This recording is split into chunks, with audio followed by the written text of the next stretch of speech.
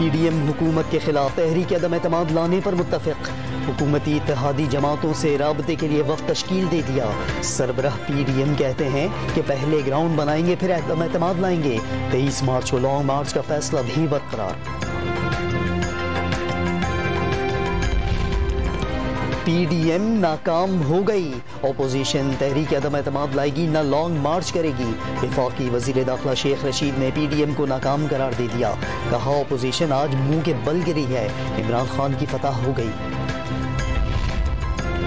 वफाकी वजीर इत्तलात फवाद चौधरी ने पीडीएम को पाकिस्तान करप्शन लिमिटेड पार्टी की बैठक करार दे दिया। वीडियो बयान में चैलेंज दिया कि अपोजिशन जुर्रत करे और कल ही तहरीक अदम एतमाद लेकर आए।